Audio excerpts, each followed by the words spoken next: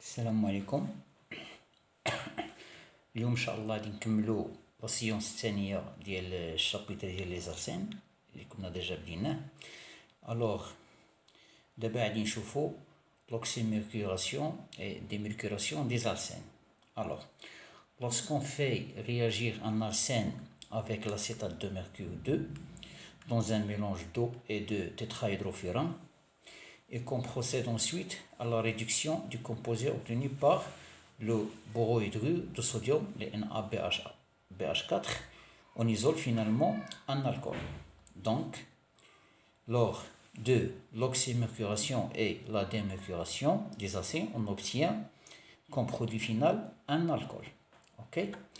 Alors, le mécanisme réactionnel est le suivant. Au départ, l'acétate de mercure, HgOAC2, se réagit comme suit. HgOAC plus OAC moins. Puis l'attaque de la double liaison sur l'ion qui est chargé positif, HgOAC plus. On obtient ce pont-là, puis l'hydrolyse avec H2O, on obtient le produit suivant et l'élimination de OAC-, on obtient cet alcool-là. Ok? D'où la réaction générale des alcènes avec l'acétate de mercure en présence de tétrahydrofurane et l'H2O, puis l'utilisation d'une base forte, NaBH4, on obtient un alcool selon la réaction suivante que vous voyez ici. Ok? Maintenant, on passe à l'hydrogénation catalytique des alcènes. Alors, l'hydrogénation catalytique des alcènes nécessite l'utilisation d'un catalyseur. Alors, ce type de catalyseur peut être un métal de transition comme le platine. Alors, les deux atomes d'hydrogène se fixent sur la même face de la double liaison. C'est une addition syn stéréospécifique. Alors qu'on voyait le mécanisme réactionnel, voilà notre alcène, voilà le catalyseur. Alors, la fixation de deux atomes d'hydrogène sur la surface du catalyseur, puis la fixation de ces deux atomes sur la même face de la double liaison, comme vous voyez ici. Alors, on obtient l'alcane correspondant. Ok? Maintenant, on passe à l'oxydation des alcènes. L'époxydation des alcènes. Alors, l'action d'un peracide sur un alcène conduit à la formation d'époxyde. L'acide métachloroperbenzoïque, le MCPBA, est le réactif d'époxydation. Alors, le mécanisme réactionnel est le suivant. Voilà la forme de le peracide, le RCO double liaison OOH, plus l'alcène. Alors, on obtient un acide carboxylique plus un époxyde. Cet époxyde-là va réagir avec l'hydronium pour donner un ion hydroxonium, le voilà, et on a l'attaque de la HO- sur cet ion-là, on obtient un transdiol. Alors, comme vous remarquez ici, les deux OH sont anti.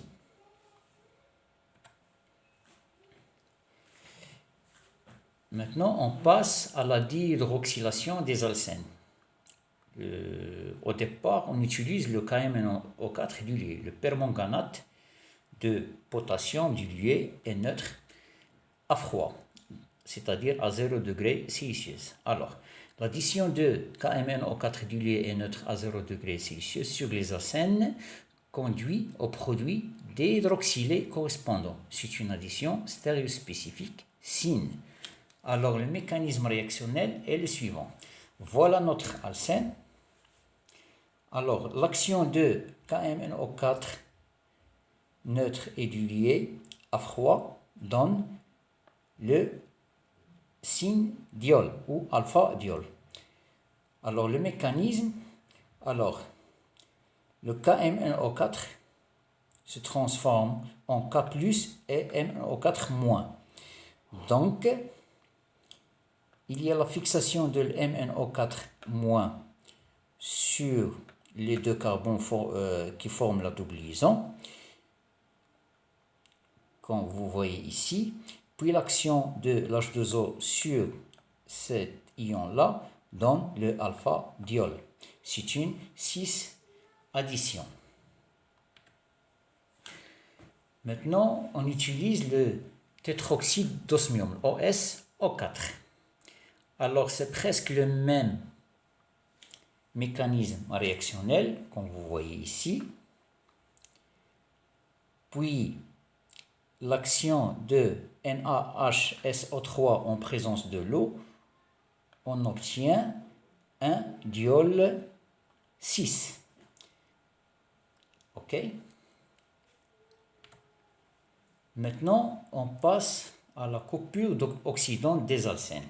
Alors, pour couper la double liaison des alcènes, à ce niveau-là, on utilise l'ozone, l'O3.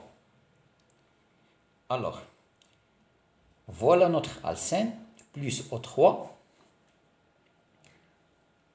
Alors, O3 se fixe au niveau de la double liaison, OOO, comme vous voyez ici, la formation de ce cycle-là.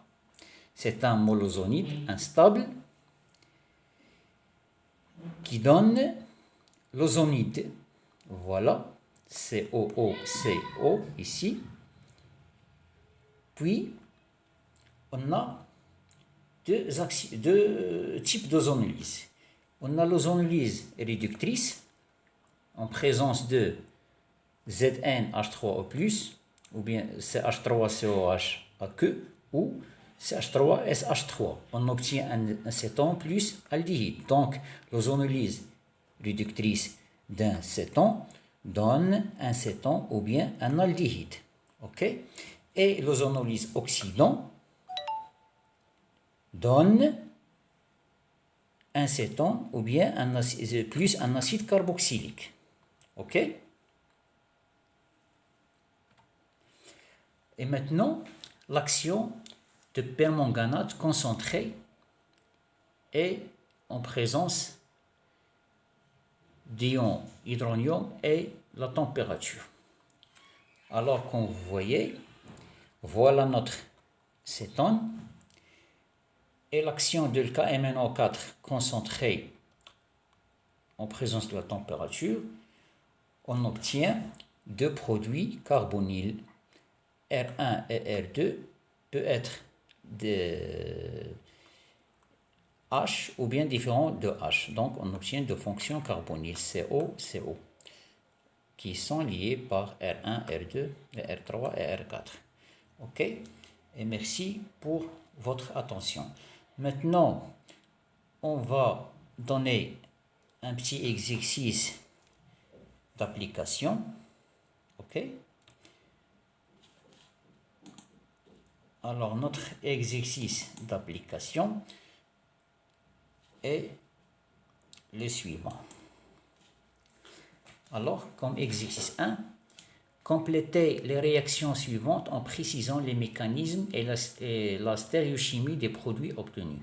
Alors, le produit A, c'est le 6-but-2N plus le Br2. Donc, le but de N a une de configuration 6 plus le Br2. Alors, le produit B, c'est le but de N de configuration trans plus Br2. produit C, c'est le cyclopentène plus le ClOH. Le D, c'est le but de N de configuration 6 plus OSO4. Puis le but de N trans plus OSO4. Et l'avant-dernier, le 3,3,3-trifluoropropène plus HPR. Et le dernier, c'est CH2CHO CH3 plus HCl. Alors, demain, Inch'Allah, on va faire la correction de cet exercice. Puis, on va donner une série qui contient pas mal d'exercices concernant les acènes. Et bon courage à tout le monde. Et à plus tôt. Bye.